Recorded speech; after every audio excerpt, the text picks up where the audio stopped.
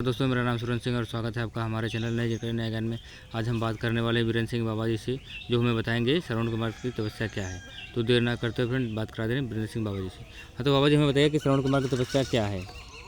जय श्री राम बंधु। आज मैं आपको बताऊंगा श्रवण कुमार की तपस्या के बारे में। तो पहली बात आप ये समझ लीजिए कि श्रवण कुमार की जो माता और पिता थे, इनका क्या नाम था। तो श्रवण कुमार के जो पिता थे उनका नाम साधु शांतनु था और उनकी माता का नाम ज्ञानवंती था। तो इन्होंने क्या किया कि बहुत दिन तपस्या किए कि हमको एक पुत्र की प्राप्ति हो जाए, पर ऐसा हुआ नहीं। तो फिर क्या किए इन्होंने कि ब्रह्मा जी की तपस्या की। तो ब्रह्मा जी की जब इनसे खुश हुए इनकी तपस्याओं से, तो फिर इनको आशीर्वाद दिए कि जाइए, आपको एक पुत्र ऐसा होगा जिनका नाम संसार में बहुत दिनों तक युगों युगों तक लोग गाएंगे, ये ऐसा सूरवीर पुत्र आपके पास होगा। तो क्या हुआ कि इनके पास जब पुत्र की प्राप्ति हो गई, तो इनका पुत्र जो 16-17 साल 20 साल का था, तभी तक अपने माता पिता का वो सेवा करता था। करते करते इनकी माता के मन में एक दिन बात आया कि हमारा पुत्र जो है कि हमारा सेवा कितना दिन तक ऐसे करता रहेगा, इसका विवाह हो जाता तो ठीक रहता था। इनके पास कोई पत्नी आ जाती तो वो पत्नी सेवा करने लगती, तो इनको थोड़ा सा आराम मिल जाता। इसीलिए क्या हुआ कि उनका शादी हुआ। जो शादी हुआ तो उनकी पत्नी का नाम रानी देवी था। तो रानी देवी क्या की कि अपने मायके से एक घड़ा लेके आई थी। तो घड़ा जैसे कि हम लोग खाने पीने की जो सामग्री होती तो पहले जो बनता था वो मिट्टी के बर्तनों में हम लोग खाते पीते थे। कंपनी वाला अब आया है जो जैसे एलुमिनियम का बर्तन, लोहे का बर्तन, ऐसे बर्तन अब जाके प्रचलन में आया हुआ है। पहले मिट्टी के बर्तन में ही हम लोग खाते पीते थे।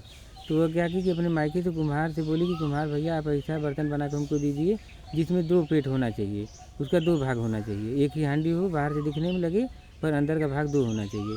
तो किस लिए लाई थी? इसलिए लाई थी कि वो बहुत चालाक थी उसकी पत्नी। उसकी मानसिकता थोड़ी गलत थी, मतलब श्रवण कुमार के माता पिता यानी उनके ससुर के बारे में।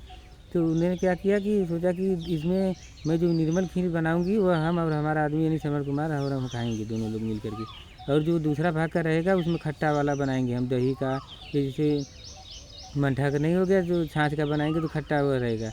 तो क्या हुआ कि जब वो 2 भाग का बनाई तो अपने ससुर सास को वह खट्टा वाला खीर देती थी और जो मीठा वाला खीर अपने दोनों पति पत्नी खाते थे। तो यह रहस्य जो है कि श्रवण कुमार को नहीं पता चल पाया, क्योंकि किसी पत्नी तो किसी की भी चालाक होती है, वो अपना यह कांडी रोज करती थी। बस एक दिन क्या हुआ कि श्रवण कुमार स्नान नहीं किए थे और तो बोले कि माता पिता आप खाइए, हम स्नान करके नदी किनारे से आ रहे हैं तो हम खाएंगे। वो अपना नदी स्नान करने के लिए चले गए। तो अब जो उनको थाली दी थी वो खाने के लिए, तो बोले अभी हम स्नान नहीं किए, हम बाद में खाएंगे। वो थाली अपना टार दी अपने माता पिता के सामने। तो जब उनके माता पिता खाने लगे तो उनको मीठा लगा, तो बोले कि जिया सरवन लाख बरिस आज केवला दूध के खीर। तो बोले कि अरे हम लोग तो जो है कि 6 महीने साल भर से ऐसा करते आ रहे हैं, मीठा खीर हमारी पत्नी बना के दे रही है, इसमें कोई तो रहस्य है ज़रूर, हमको पता करना चाहिए। बस वो क्या कि गए नदी स्नान करके जब आए तो उसको चेक करने लगे कि देखिए तो क्या इसमें बात है हांडी में। देखे तो उसका 2 भाग। तो इनको तुरंत समझ गए कि लग रहा है खट्टा मोही वाला जो बना के देती थी हमारे माता पिता को देती थी, और मीठा वाला हम लोगों के लिए था। इनको गुस्सा आया, बस ये क्या किए अपनी पत्नी को श्राप दे दिए कि जाइए, आपने जैसा हमारे साथ छल किया है और हमारे माता पिता के साथ छल किया वैसा ही आपके साथ हो जाएगा। बस क्या हुआ कि इनको वह श्राप दे दिया कि तुम चमगादड़ हो जाओगी। चमगादड़ यानी गेदुरा, गेदुरा भी लोग बोलते हैं उस पंछी को। उस पंछी का कार्य यही होता है कि उसके नीचे वाला जो मैदान करने वाला भाग होता है, जैसे लोग नहीं मल करते हैं, त्याग करते हैं नीचे से, उसका वो सिस्टम नहीं रहता है। उसका बस मुख ही रहता है, मुख से वो खाती भी है और मल त्याग भी मुख से ही करता है। दोनों सिस्टम ऊपर ही उसका रहता है। और ये श्रवण कुमार के श्राप से ही ऐसा हुआ। वो पंछी पहले ऐसा नहीं था, बाद में ऐसा हुआ। और जो उनकी पत्नी मरी तो मर करके वो चमगादड़ में ही तब्दील हुई। तो इसीलिए हमारा सजेशन एक और भी है कि जो औरतें आजकल की हैं वो थोड़ा सावधान इसलिए रहें कि अगर कोई खुराफात वो अपने आदमी के साथ करती है या अपने सास ससुर के साथ करती है, तो वही श्राप जो है कि उसके ऊपर लागू हो जाता है। क्योंकि 1,84 योनि है, तो योनियों में जो सुधार होता है कैसे होता है, और बना बिगाड़ इसलिए होता है कि जो जैसा कर्म करता है उसको फल भी वैसा मिलता है। तो इसके लिए थोड़ा सा जो औरत जाति है वो अपना विशेष ध्यान दें कि हमको भी कोई अच्छा कर्म करना है। नहीं तो अगर गलत कर्म वो कोई करेंगी तो समझ लीजिए उनका भी जन्म जो है कि चमगादड़ में होगा। फिर खैर छोड़िए इन बातों को, हम अपने मुद्दे पर चलते हैं। तो इसमें क्या हुआ कि जब वो श्राप दे दिए तो इनके माता पिता बोले कि अब क्या होगा, अब तो आपकी पत्नी चली गई। तो बोले ठीक है चली गई तो क्या हुआ, चलिए आप क्या इच्छा क्या है। तो बोले कि हमको 4 धाम की यात्रा आप करवा दीजिए। तो बोले कि चलिए ठीक है हम करवा देते हैं। तो जो बाँस का बनता है दौरी, यानी नहीं बनता है बाँस का, दौरी बनता है। तो दौरी लोग छिट्टा भी उसको बोलते हैं, ओडिशा बोलते हैं, कई भाषा में बोलते हैं, वो छोड़िए। तो उनके क्या हुआ कि जैसे तराजू के समान 3 ठो उसमें रस्सी लगा करके बाँस का वो बनाए बहंगी जैसा, जैसे बहंगी ढोने वाला 2 ठो तराजू के जैसा। तो एक में अपनी माता को बैठा लिए, एक में अपने पिता को बैठा लिए। लेकर के 4 धाम की यात्रा के लिए निकल गए। जब 2 यात्रा का धाम पूरा हुआ तभी क्या हुआ कि रास्ते में इनको बहुत तेज़ प्यास लगा, इनके माता पिता को प्यास लगा। तो बोले कि श्रवण बेटा हमको प्यास लगा है बहुत तेज़, पानी की इंतज़ाम करिए। तो इन्होंने क्या किया कि जल लेने के लिए जब नदी के किनारे गए तो कोई भी जैसे नदी किनारे जाता है तो उस समय होता क्या है कि जैसे सोचता है कि नदी किनारे पहले अशुद्ध जल होता है, बीच में अच्छा जल होता है, तो थोड़ा बीच में जाए तो अपने सीने बराबर पानी में वो चले गए। जब चले गए तो जाकर के जल भरने लगे तो घड़ा का मुंह आधा खाली था तो भड़भड़ की आवाज़ आने यानी घड़घड़ की आवाज़ आने लगी। तो उसी समय क्या हुआ कि जो राजा दशरथ थे तब उनका शादी नहीं हुआ था। जब शादी नहीं हुआ था तो अब राजकुमार थे, वो गए थे जंगल में शिकार खेलने के लिए।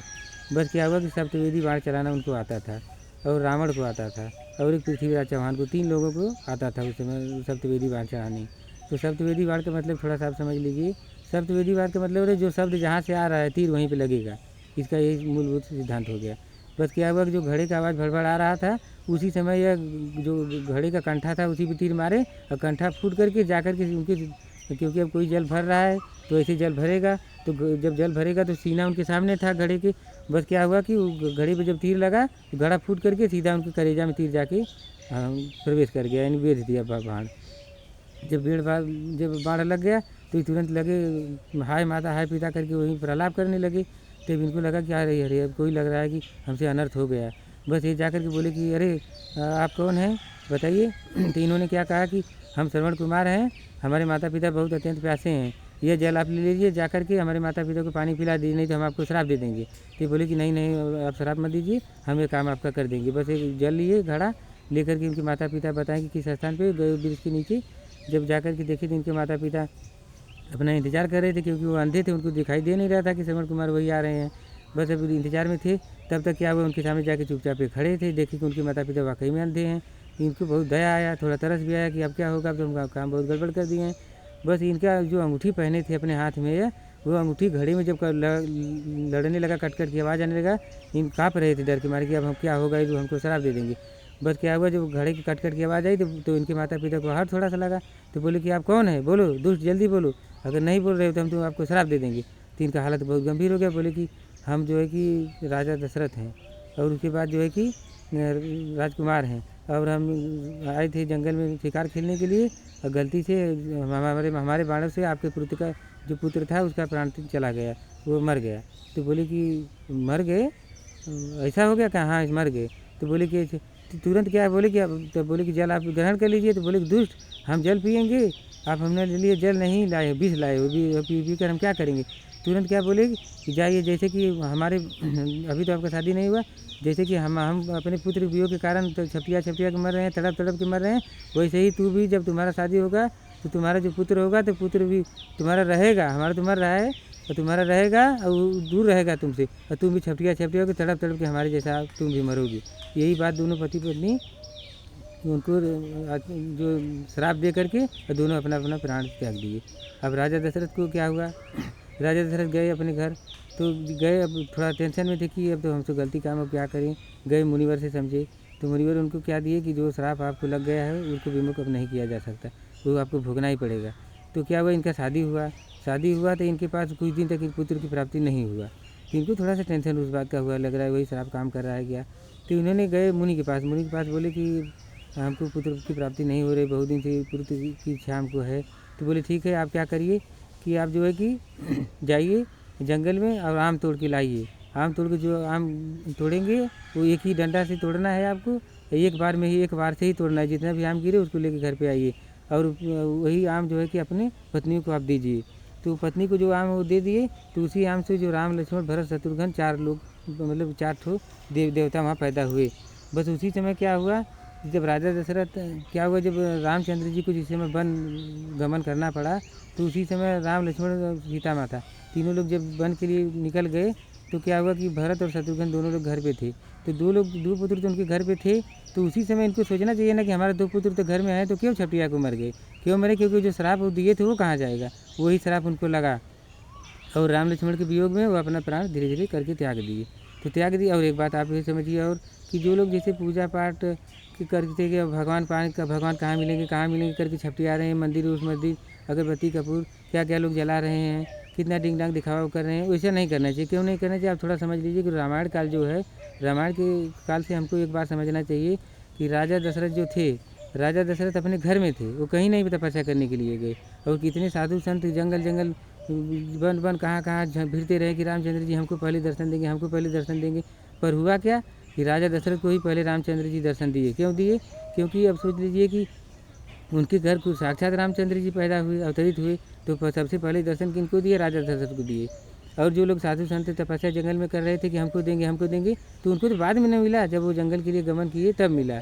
और एक बात और भी समझ लीजिए, जो कलयुग के लड़के हैं वो क्या करते हैं, जैसे कि रामचंद्र जी क्यों जंगल में गए, इसलिए वन में गए कि जो उनके अपने माता पिता को उनकी मर्यादा नहीं टूटता, जो बात वो कह रहे थे उनके बात नहीं कटे, नहीं टले, इसीलिए वो मर्यादा पुरुषोत्तम रामचंद्र जी थे, अपने माता पिता की बात नहीं कटे, इसलिए वो जंगल में एक ही बार में चले गए। तो जब चले गए तो आज के जो मानव इस समय कलयुग का चल रहा है, ये कलयुग के मानव को अगर एक बार भी कोई पिता अपने पुत्र से बोलेगा कि आपको जाना है 14 साल के लिए कहीं, तो तुरंत से क्या बोलेगा, हम क्यों जाएँ, आप जाइए, हमारी भी शादी हुई तो हम क्यों जाएंगे। जैसे सीता माता का शादी हुआ था, रामचंद्र जी का शादी हुआ था, तो इन लोगों को तो सोचना चाहिए अभी तो हमारी नई नई शादी हुई तो हम क्यों जाएँ। ऐसा तो उनको भी बोलना चाहिए, लेकिन वो नहीं बोलेंगे क्योंकि वो पुरुषोत्तम रामचंद्र जी थे, उनकी उद्देश्य पर हमको चलना चाहिए। लेकिन कलयुग जो मानव है वो ये काम नहीं करेगा। अगर कोई पिता बोलेगा कि आप जाइए, तो बोलेगा कि हम क्यों जाएँ, आप जाइए, वो तुरंत बात को नहीं मानेगा, टाल देगा। ये कलयुग चल रहा है, वो सतयुग, वो त्रेता युग था। जय श्री राम। तो फ्रेंड हम बात करते हैं वीरेंद्र सिंह बाबा जी से, जो हमें बताया कि श्रवण कुमार की तपस्या क्या है। तो वैसा ही वीडियो आपको मिलता रहेगा फ्रेंड। धन्यवाद।